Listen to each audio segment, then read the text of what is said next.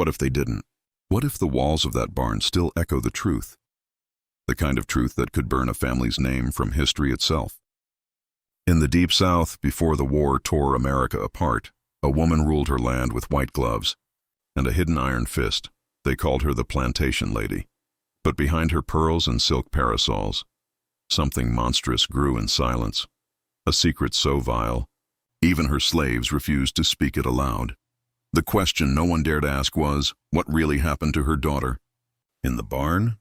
Tonight we open the sealed journals, the parish records, and the letters that were never meant to be read, because once you learn what happened on the Beauregard plantation in 1847, you'll understand why some families should never be remembered. The year was 1847, a time when the world of the American South thrived on contradiction, grace built upon cruelty, wealth balanced on human suffering, and silence mistaken for civility. Louisiana, with its lush fields and glistening rivers, was the beating heart of that illusion. The plantations stretched endlessly green and golden under the sun, their beauty disguising the rot beneath. Sugarcane swayed in the humid air, heavy with promise and death. The air itself felt alive, dense with humidity and the ghostly weight of prayers that would never be answered. To the north, the United States was beginning to stir with the questions of abolition, morality, and equality. But in the deep southern parishes, none of that mattered. Here, tradition was law and the old world refused to die. St. Martin Parish, where the Beauregard plantation stood, was known for two things: its wealth and its secrecy. It wasn't merely a plantation, it was an empire of whispers. Travelers who passed through described it as a place that looked too clean, too perfect, as if someone had scrubbed away the memory of something terrible. The house itself rose like a ghost out of the earth, 2 stories of white pillars and black shutters, surrounded by gardens that seemed to bloom even in drought. But the beauty was deceiving. Locals spoke quietly about strange things that happened there after dark. They said the workers never sang in the fields the way they did elsewhere. They said the lady of the house demanded silence, not just obedience, but complete and fearful quiet. That lady was Eleanor Beauregard. Born into wealth, educated in Paris, and widowed before the age of 30, Eleanor returned to Louisiana with something sharper than sorrow, a hunger for control. The death of her husband, a colonel who owned nearly 200 enslaved souls, had left her both rich and dangerously independent. In a world where women were meant to smile and fade behind their husbands, Eleanor stood apart. She wore mourning black for a decade but was never seen weeping. When men spoke over her in meetings, she outwitted them with a voice calm as glass. The parish admired her elegance, feared her temper, and envied her composure. But behind the facade, her world was ruled by an obsession, the preservation of purity, her family's, her bloodlines, and most of all, her daughters. The year 1847 marked a turning point. The South was tightening its grip on slavery as abolitionist ideas began to slip across the borders like smuggled contraband. For women like Eleanor, every whisper of change felt like an insult to the order they had built. Her plantation relied on what she called the natural order, a belief that hierarchy was divine law. The idea that her own daughter might see that order as cruel was something she could not bear. Margaret, 16 and full of questions, represented everything Eleanor feared: softness, rebellion, and curiosity about the lives deemed lesser. Margaret was unlike the world she was born into. While her mother spoke in commands, Margaret spoke in wonder. She was seen wandering barefoot through the sugarcane, her white dress stained with dirt, speaking to the workers as if they were her equals. She brought books to them, banned ones, stories from the North that spoke of freedom and conscience. She once told her tutor, "How can we pray for mercy on Sunday and deny it on Monday?" When Eleanor overheard her, she slapped the girl hard enough to draw blood. Yet Margaret didn't stop asking questions. Her defiance grew in secret, like a vine creeping up the side of the house, threatening to pull it apart from within. The summer heat that year was brutal. Even the river seemed to boil under the sun. Tempers flared across the plantation. The overseer beat a man to death for dropping a barrel. Margaret intervened, begging him to stop, and the sight of her touching the man's bruised face enraged Eleanor beyond reason. That night, the workers said they heard shouting from the big house, a mother's fury, a daughter's cries, and then silence. By morning, Margaret was gone. Eleanor claimed her daughter had run away. She said the girl had lost her mind, that she had been tempted by sin, by the lies of those beneath her. But something about her voice was wrong, too calm, too measured. The parish sheriff asked no questions. After all, the Beauregards were money, and money was truth in that part of Louisiana. The only people who dared whisper were those who had seen the lanterns in the night. Slaves working near the barn said they heard it, a struggle, the breaking of glass, and then something like a scream swallowed by thunder. In the days that followed, the plantation changed. No one was allowed near the old barn. Eleanor ordered the doors nailed shut and had a new barn built beside it, larger, brighter, almost as if she meant to erase the other's existence. But the air around it remained heavy. Workers said animals refused to go near the door. Even in daylight, the barn felt colder inside, as if the sun itself avoided it. And then came the smell, faint at first, then stronger with each day. Something sweet and rotten, like burned sugar and spoiled fruit. No burial was ever held for Margaret. Her room remained untouched, her belongings locked away. Eleanor appeared in church the next Sunday, face serene, hands gloved in white lace. The priest spoke of God's will, and she nodded, unmoved. The parish women said she looked thinner, her skin pale as wax. Some swore her eyes were different, hollow, fixed on something none of them could see. The truth was buried along with the summer. Autumn came, and the cane fields burned in harvest fires, the smoke curling upward like prayers that would never reach heaven. Life on the plantation went on, but the workers whispered at night. They said the young mistress's ghost wandered near the barn, calling softly for her mother. They said if you listened closely after midnight, you could hear the sound of chains being dragged across the wooden floor. History recorded little of that year. There were no police reports, no missing person notices, no trial, just silence. But the world outside St. Martin Parish was changing fast. Railroads being built, cities rising, whispers of freedom turning into movements. Yet in that small corner of Louisiana, time stood still.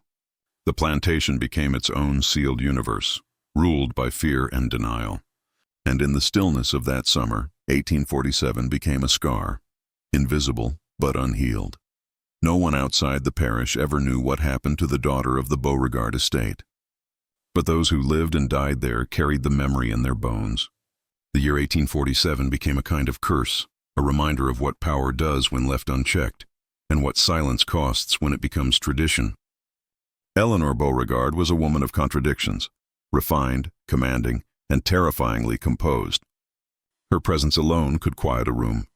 She had inherited not only her husband's plantation, but also his reputation for control. Yet where he had ruled through violence, Eleanor ruled through fear of something colder, disappointment, exile, and divine judgment. Her neighbors saw only her grace. They spoke of her as a lady of steel wrapped in silk, unaware that beneath the softness of her southern manners lived a mind that measured everything in power and obedience. She ran her estate with military precision, timing the harvests to the hour, inspecting the quarters herself, and punishing disobedience with a calm that was far more frightening than rage. But beneath that iron composure was a rot that had begun years earlier, an obsession born from loss. Her husband's death in a hunting accident had turned her from a woman of society into a matriarch haunted by purpose. He had left behind debt, rumors of infidelity, and a plantation on the edge of financial ruin. But Eleanor rebuilt it, not through compassion, but through sheer control. She doubled the work quotas, cut rations, and demanded silence during the night hours. The overseers learned that her authority could not be questioned. She was known to fire a man on the spot if his hands trembled when addressing her. The slaves whispered that she prayed not to God, but to her own reflection in the mirror. In her mind, discipline was purity, and purity was God's approval. Anything that threatened order was sin, even love, even grief. Margaret, her only child, grew up in the shadow of that cold perfection. From the time she could walk, Eleanor treated her like a symbol rather than a daughter, a living reminder that the Beauregard name would endure. The girl was taught to walk without sound, to speak only when addressed, and to never question the laws of blood and class. Tutors came and went, replaced whenever they grew too fond of her. Her lessons were strict, but the world beyond the mansion fascinated her. She would watch from her window as the workers moved through the fields, their songs drifting up through the trees, carrying stories that seemed older than time. Sometimes she slipped away to listen. Eleanor caught her once and locked her in her room for 3 days. When Margaret emerged, her eyes had changed. She had seen kindness among people she was told were lesser, and cruelty among those she was told were noble. By 16, Margaret's curiosity had become defiance. She began keeping a journal filled with sketches and questions that would have horrified her mother. Questions about justice, faith, and what it meant to be free. One entry read, "If we all belong to God, then how can one soul own another?" Her tutor, a quiet man from New York, encouraged her thoughts in secret. When Eleanor discovered the journal, she tore it apart in front of her and dismissed the tutor without pay. "Your mind is a mirror," she told her daughter. "If you let the wrong people stand before it, their filth becomes your reflection." It was the first time Margaret saw her mother tremble, not from weakness, but from the terror of losing control. Eleanor's obsession deepened as whispers spread through the parish. Neighbors had begun to notice Margaret's behavior, her presence in the fields, her refusal to attend certain church gatherings, her questions during confession. One woman claimed she saw Margaret helping a field worker bury a child who had died of fever. To Eleanor, these rumors were daggers. She feared not only shame but contagion, the idea that her daughter's compassion could infect others with rebellion. In her letters to the local priest, she wrote of a sickness of spirit consuming the young. "They are touched by ideas that do not belong here," she warned. "If I cannot save her soul, I will save her name." The plantation became a stage for Eleanor's unraveling. Servants were forbidden to speak to Margaret. The girl's meals were brought to her room and she was watched constantly. But Margaret still found ways to rebel. She left small tokens for the workers: food, candles, pieces of ribbon. One night she was caught giving water to a man who had been whipped for trying to escape. Eleanor found her kneeling beside him, her hands covered in blood from cleaning his wounds. Something inside the widow snapped. She dragged her daughter back to the mansion and locked her in the parlor.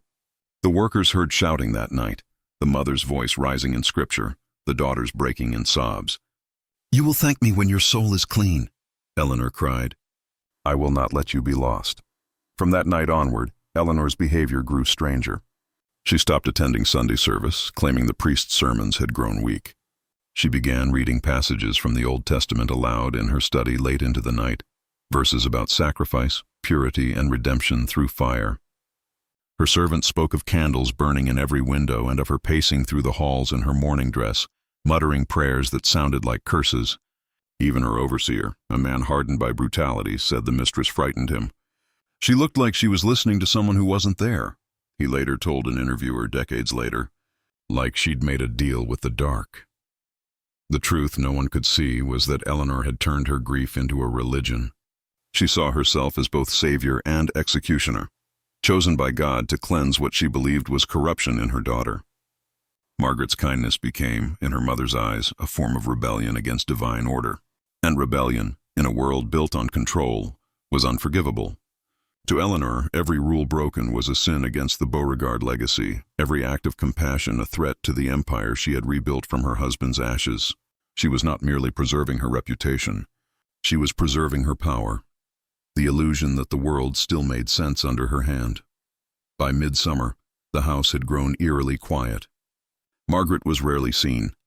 When visitors asked, Eleanor smiled and said she was ill with nerves. The servants knew better. They said the girl had been confined to the barn, for reflection, as the mistress called it. The barn was her temple of purification. She would stand at the doorway with her Bible open, whispering prayers that no one could hear. The workers said she spoke to someone inside, though no one ever saw Margaret again. In the weeks that followed, Eleanor's calmness returned, but it was the calm of a storm's eye. She began hosting tea gatherings again, greeting guests as though nothing were wrong. Her voice was steady, her posture perfect, her pearls gleaming in the Louisiana sun. Yet those who looked into her eyes saw something hollow, a silence so deep it seemed to hum. Even her oldest friend, Mrs. LaRue, whispered later that Eleanor had the stillness of a grave dressed in lace. The central figure of the Beauregard plantation was no longer merely a widow guarding her estate. She had become a myth in her own lifetime, the perfect Southern lady whose charm hid an unbreakable will. Her beauty was a mask for fear, her grace a weapon for control. In the mirror-lined halls of her mansion, she convinced herself she was righteous, that the order she maintained was divine. But those who lived under her shadow knew otherwise. They called her La Dame Blanche, the White Lady, not for her complexion, but because her soul, they said, had been bleached of mercy. Margaret Beauregard had always been described as delicate, but not in the way her mother intended. Where Eleanor prized stillness, Margaret was full of movement, curious, restless, alive in ways that did not fit inside the walls of the great house. She was 16 that summer, caught between girlhood and womanhood, her mind already too old for the world that confined her. Her father's death had left her lonely but free in thought, and that freedom grew in secret. She would wander barefoot into the cane fields, letting her fingers brush against the stalks, whispering to the workers who labored there from dawn to dusk. The overseer had warned her not to, but Margaret did not care. She wanted to understand the people her mother called the Hands. She wanted to know their names, their songs, their stories. What she found there would seal her fate. Among those who worked the fields was a young man named Isaiah. He had been born on the plantation, his mother dying when he was a child. He was strong but quiet, known for fixing broken tools and never complaining. Margaret spoke to him first, asking him about the small carvings he made from sugarcane stalks. He was startled that she would even notice, but she smiled and asked if she could keep one. Over time, their talks grew longer. She would bring him pieces of bread, sometimes a book, once even her father's old compass. To her, these were gestures of kindness. To everyone else, they were acts of treason. The world they lived in did not allow such contact, not between mistress and slave, not between blood and bondage. But Margaret had stopped believing in those boundaries. To her, they were lies meant to keep cruelty alive. The bond between them became something unspoken, dangerous, and impossible. The servants whispered about the young mistress spending too much time in the fields, and word reached Eleanor. At first she dismissed it as gossip, but when she caught Margaret sneaking out one evening, carrying a candle and a loaf of bread, she followed her. Through the shadows of the trees, Eleanor watched her daughter kneel beside Isaiah's shanty, whispering words too soft to hear. What she saw ignited something feral inside her, a rage so deep it disguised itself as righteousness. By morning, the overseer had Isaiah beaten nearly to death and chained to a post. Eleanor summoned her daughter to the parlor. The air between them was thick, electric with betrayal. Eleanor's voice trembled with controlled fury. "Do you understand what you've done?" she asked. Margaret stood silent. "You've shamed this family. You've dirtied yourself with filth beneath your feet." But Margaret didn't flinch. She told her mother that Isaiah was a human being, that he felt pain and love just like they did. Eleanor's hand struck her so hard that blood bloomed at the corner of her mouth. "You will repent," she said coldly. "Before God, before me, and before the world." But Margaret only whispered, "God would be ashamed of you." That sentence sealed her doom. The next day, Eleanor dismissed half the house staff, replaced them with new hands from a neighboring plantation, and forbade anyone from speaking to her daughter. The rooms of the house grew silent. Even the air seemed afraid to move. Margaret's windows were nailed shut. Her meals were left outside her door. For 2 days she refused to eat. On the third night she escaped. No one knew how she got out, but she made her way to the old barn near the edge of the property, the one that hadn't been used in years. It was there that she found Isaiah again, bruised, weak, but alive. She tried to free him, whispering that they could run away, that the riverboats could take them north. But Eleanor was already coming. She had followed the light of Margaret's lantern across the fields. When Eleanor stepped into the barn, she didn't shout. Her voice was calm, low, and terrifyingly steady. "Leave," she told the overseer who stood beside her. He hesitated, looking between the two women, then obeyed. Only Eleanor, Margaret, and Isaiah remained. The air smelled of hay and sweat and blood. Eleanor looked at Isaiah and said, "You will confess your sin before the Lord." When he didn't answer, she raised her hand. Margaret threw herself between them, pleading, crying, saying it was her fault, not his. For a moment, something flickered in Eleanor's face. Pain, hesitation, perhaps even love. But then it was gone. "You've been touched by evil," she whispered, "and I will save you." The details of what happened next came only from fragments. Testimonies whispered decades later by those who heard, those who saw smoke in the night but said nothing. The barn doors were shut tight. Some said Eleanor ordered the overseer to fetch chains. Others said she locked the doors herself.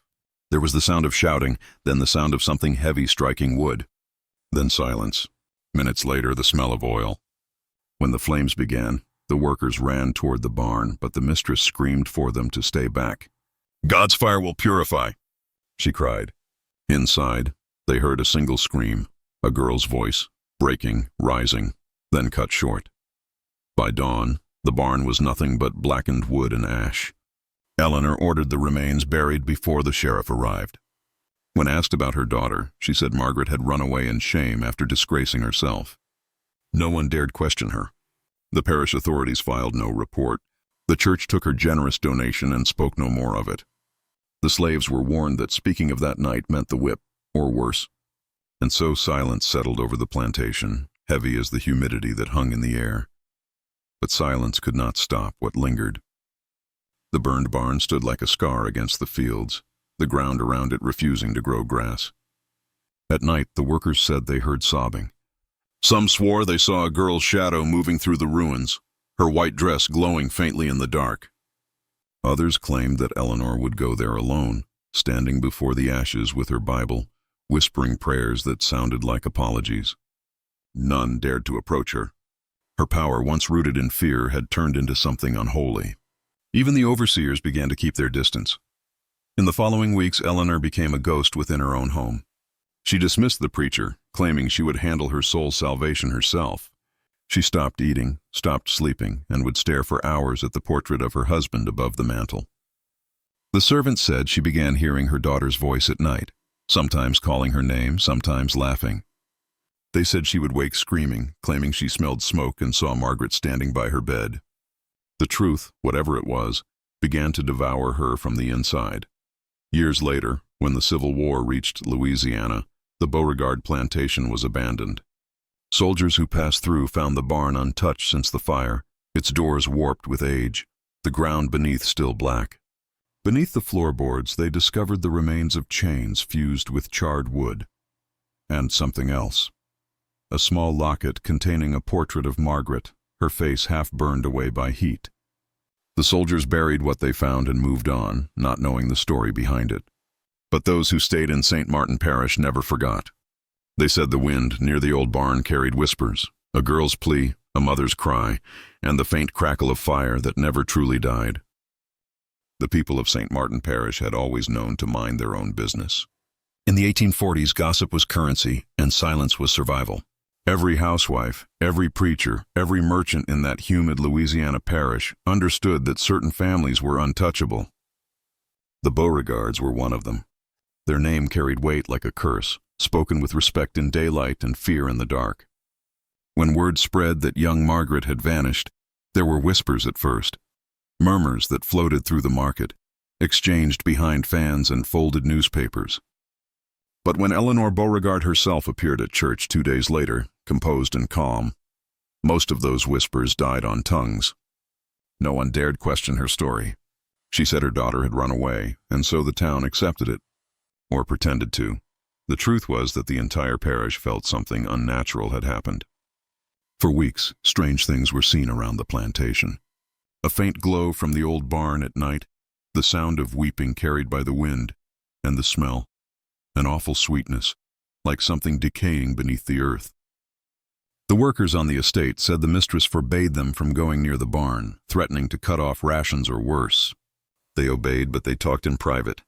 They said the barn doors had been nailed shut after that night, and no one had seen what was inside.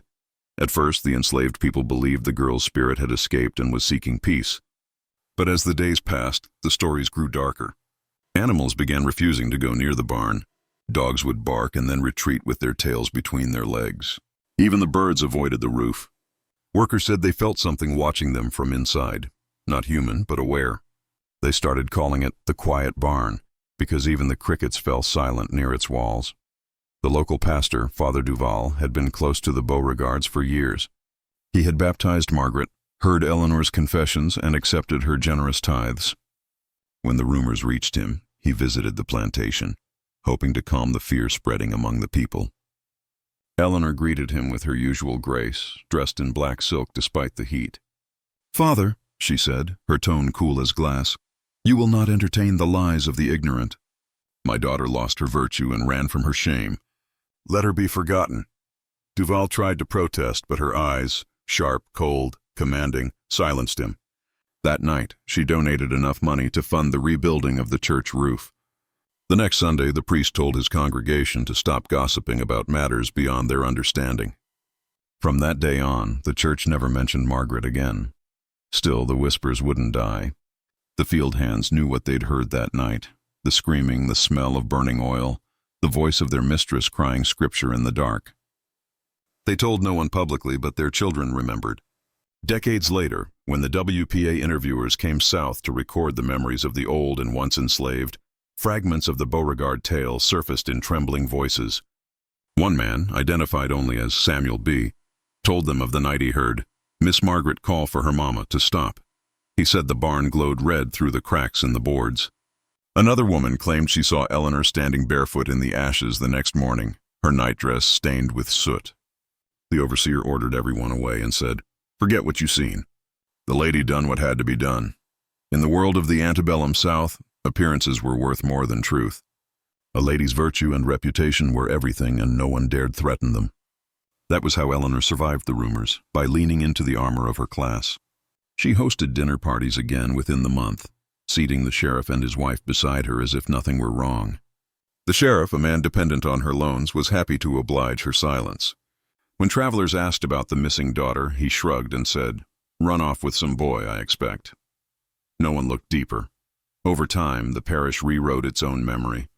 The Beauregard daughter became a cautionary tale for disobedience. Mothers warned their girls not to end up like poor Margaret. The phrase came to mean something unspeakable, a blend of sin, rebellion, and punishment. No one mentioned fire or chains or the barn, but everyone knew. Fear kept the story alive, even as silence tried to bury it. Years later, after the war, when emancipation had come and the Beauregard lands were divided, the old workers spoke more freely. They told their children that the mistress had done something unforgivable, that her pride had turned her mad. One elderly woman described seeing Eleanor walk through the fields at dusk, muttering to herself, carrying a lantern. She was looking for her child, the woman said, but the ground didn't want to give her back. For decades, no one would go near that barn. Even the new owners kept it boarded up, calling it cursed. In the early 1900s, a hurricane tore through the parish and partially destroyed what was left of the structure.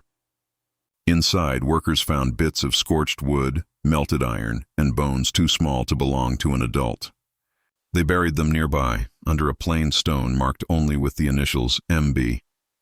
The find was never reported publicly. The new owners were Northerners, and they didn't want trouble. But word spread quietly, especially among the older black families, who had always known something terrible slept beneath that soil. By then, the legend of the burning daughter had taken on a life of its own. Some said Eleanor had killed her out of rage. Others said she had tried to exorcise her of sin and lost control. A few whispered that the barn itself had become a prison for something darker, a punishment that never ended.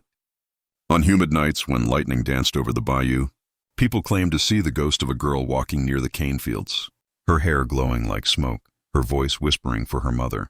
The deeper tragedy, though, was that Eleanor's influence had not died with her.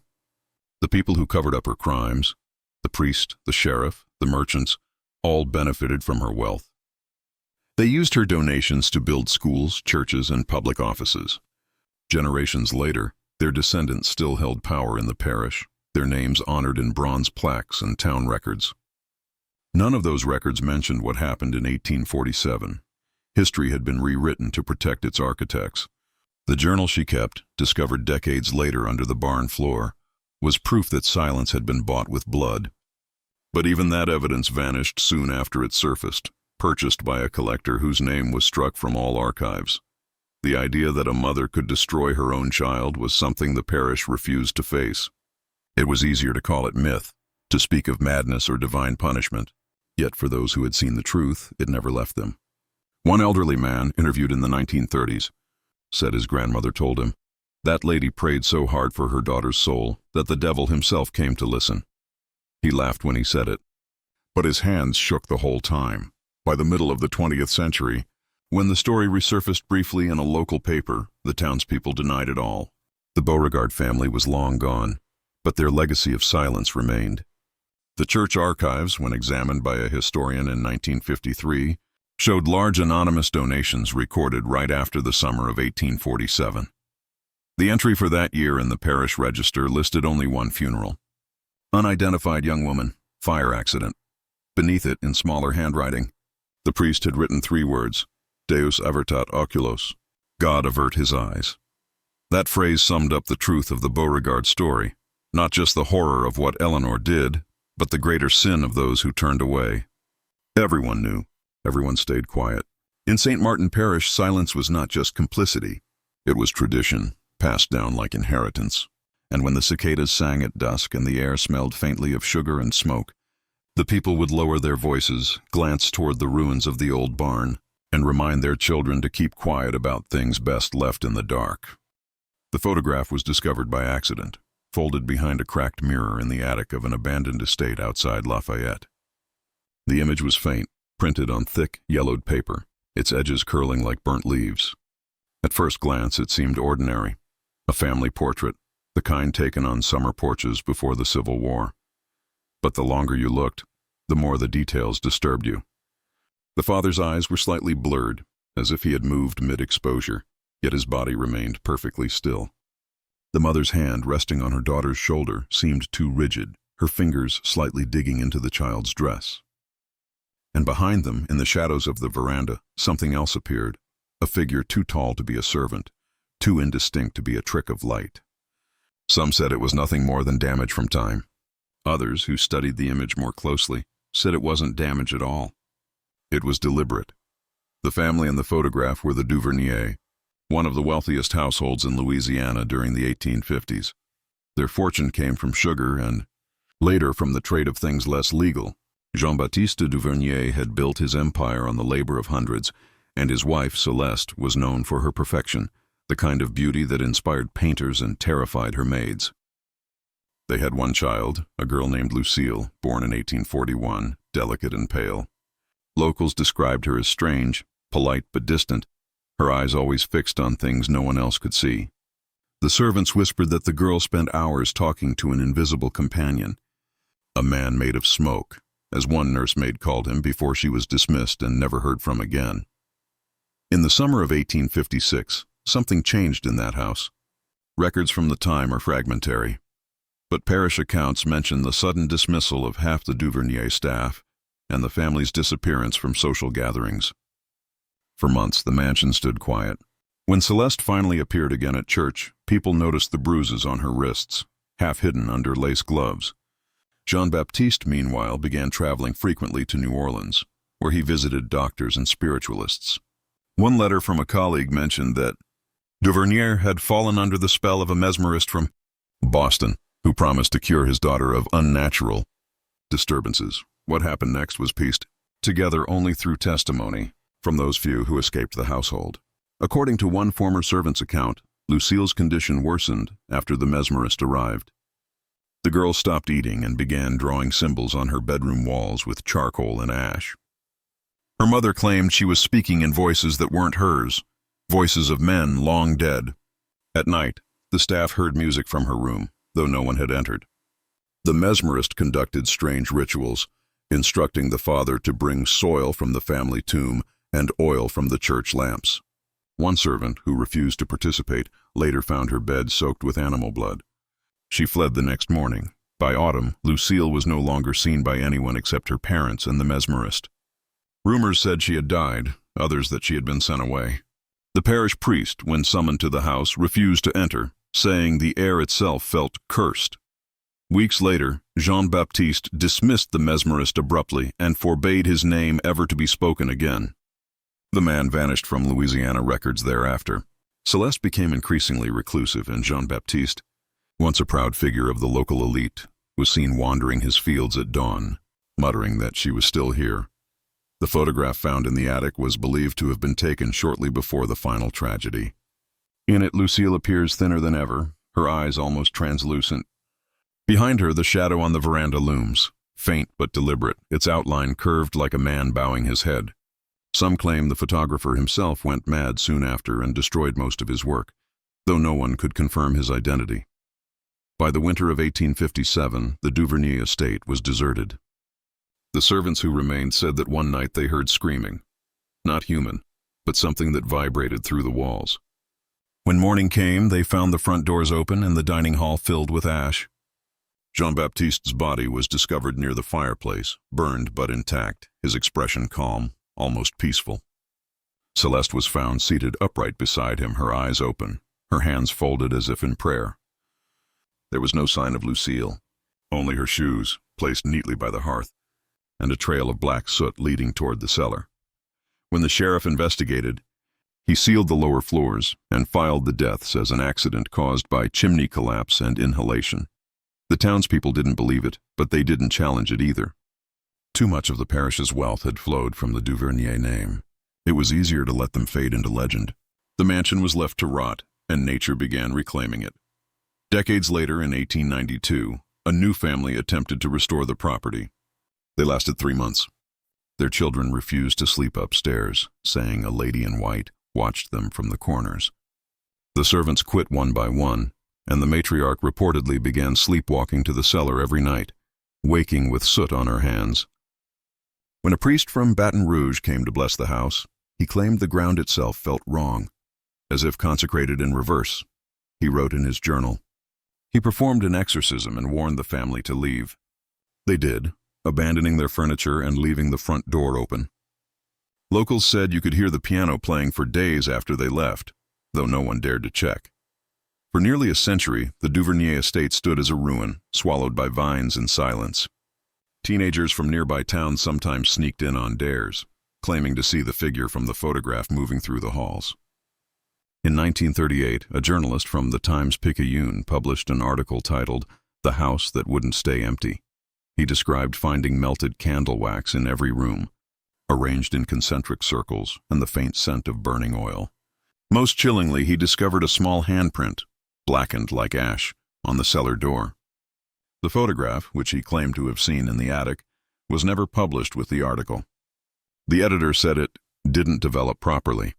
In the 1970s, a historian researching Louisiana folklore came across the Duvernay name while cataloging plantation records.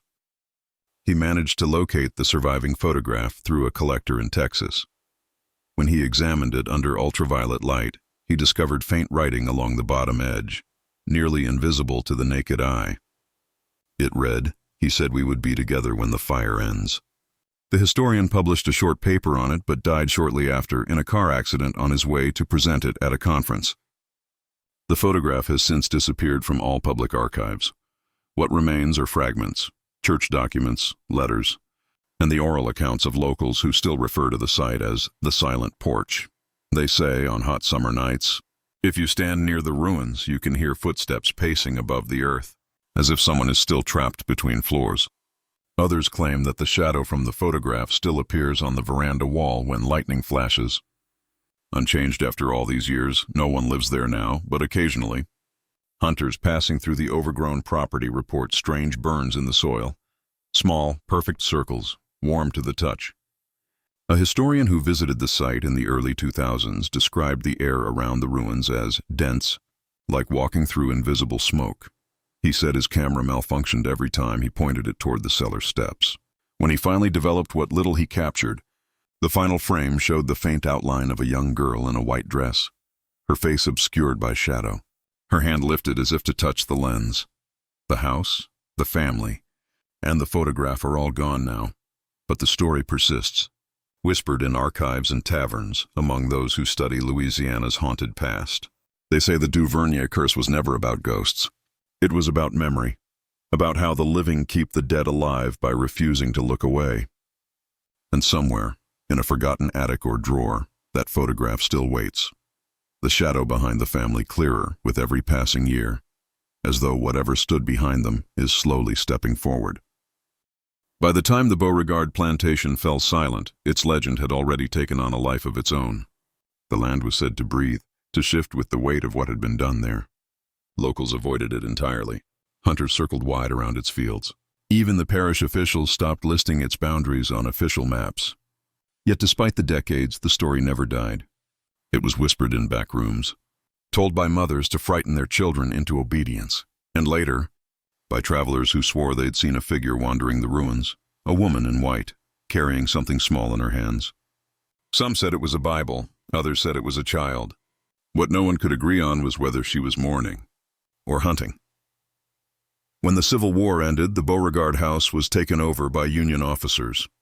One of them, Captain Edwin Harrow, kept a journal detailing his time there. In it, he described strange phenomena that his men could not explain.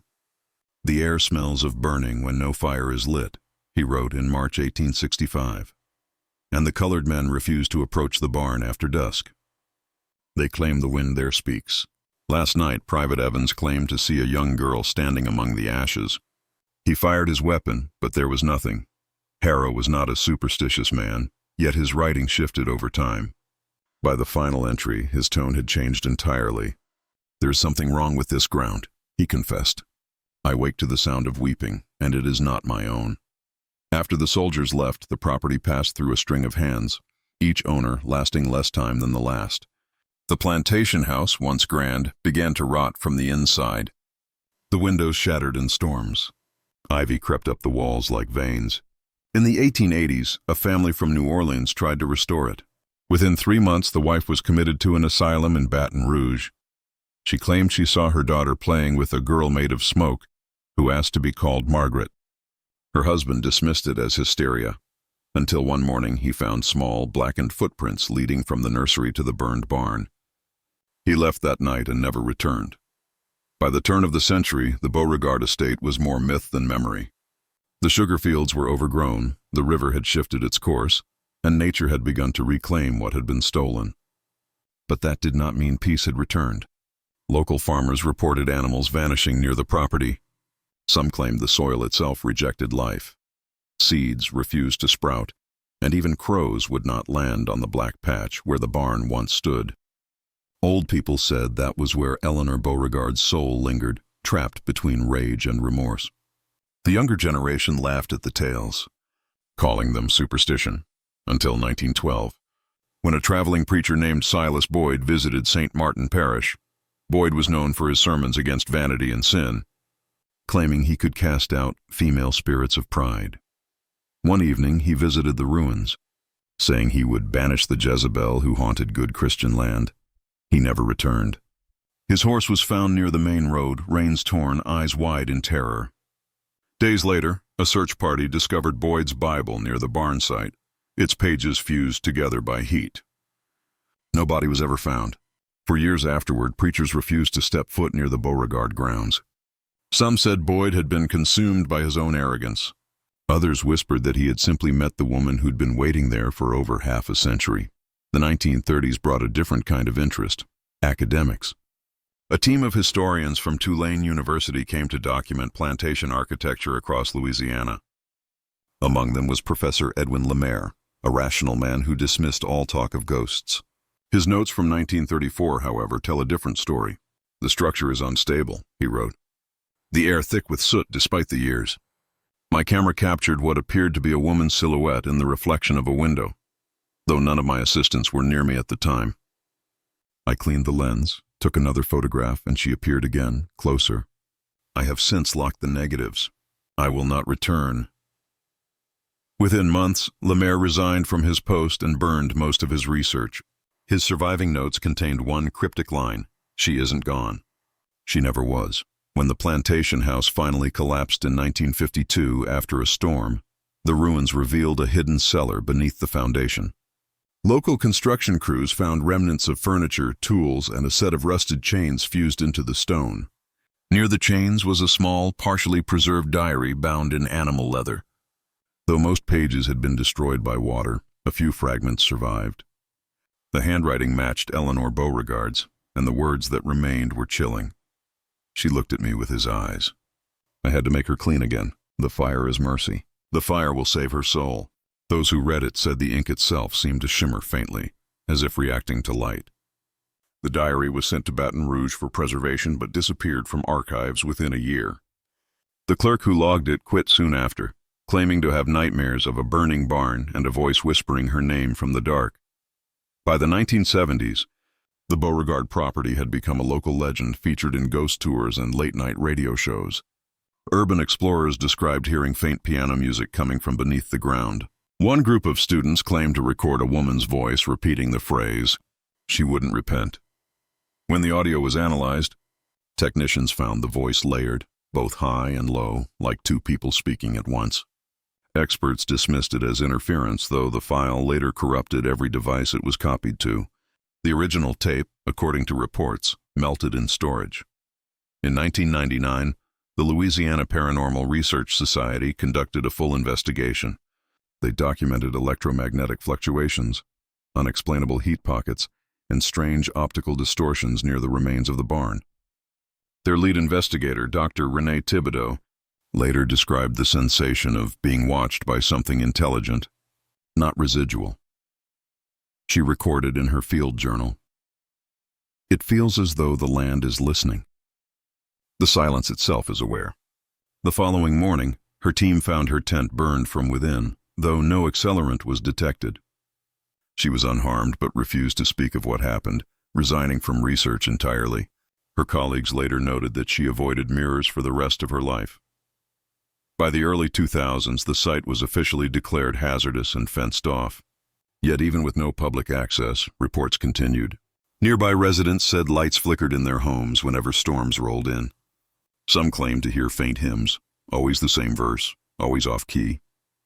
In 2011, a drone photographer capturing aerial images of historic ruins noticed something strange in his footage, a perfectly circular burn mark in the grass, appearing where the barn had once stood. He returned the next week to film again, but the mark had shifted, now closer to the main house ruins, like something moving beneath the soil. What unsettled researchers most, however, came from the state archives in 2016, when a long-missing photograph resurfaced in a private estate sale. It showed Eleanor Beauregard standing in front of her house, her expression severe, one hand gripping a Bible. Behind her, barely visible in the barn's doorway, was a faint outline, a young woman's face, eyes wide, lips parted as if mid-scream. Experts claimed it was a double exposure. Locals refused to believe it. The photo's owner reported strange occurrences after bringing it home. Whispers at night, the scent of smoke in closed rooms, and once, the sound of a girl crying from inside the wall. He sold it to a museum shortly after, but when archivists opened the package, the photograph was blank. The image completely faded, as though erased from within. Today, what remains of the Beauregard plantation is little more than foundation stone and cypress roots. The air there still carries a faint trace of ash, even a century and a half later. Locals say if you walk near the riverbank on a humid night, you can hear two voices, one calling for forgiveness, the other for release. They say one belongs to Eleanor, and the other to the daughter she damned in the barn. The ground between them stays black, untouched by grass or time, as though it remembers what the living tried so hard to forget. By the late 20th century, the Beauregard tragedy had evolved from rumor to folklore. A Southern ghost story passed down through generations who no longer believed in it but still lowered their voices when speaking its name. The plantation's physical remains had been swallowed by the Louisiana wetlands, yet its legend endured, in whispers, in books that mentioned it only in footnotes, and in a few places, on tape. What had once been a local secret began to draw the attention of outsiders, historians, journalists, occultists, and filmmakers, each searching for the truth behind the fire in the barn. None of them found it, but each took something away, as if the story left a mark on anyone who dared to chase it. The first of these modern seekers was a journalist named Clara Hensley, who arrived in St. Martin Parish in the summer of 1984. She was writing a series for a magazine about forgotten crimes of the American South, focusing on stories where the official records were incomplete or suspiciously erased. The Beauregard case fit perfectly. She began by interviewing locals, elderly residents who claimed their grandparents had worked on the plantation or knew someone who had. At first, their accounts seemed contradictory. Some said Margaret had been a wicked girl who cursed her mother and brought ruin upon the house. Others described her as an innocent child, punished for a kindness her mother couldn't understand. But every story ended the same way, with fire screaming, and a mother who believed she was doing God's work. Clara spent weeks combing through courthouse archives, where she found gaps that disturbed her.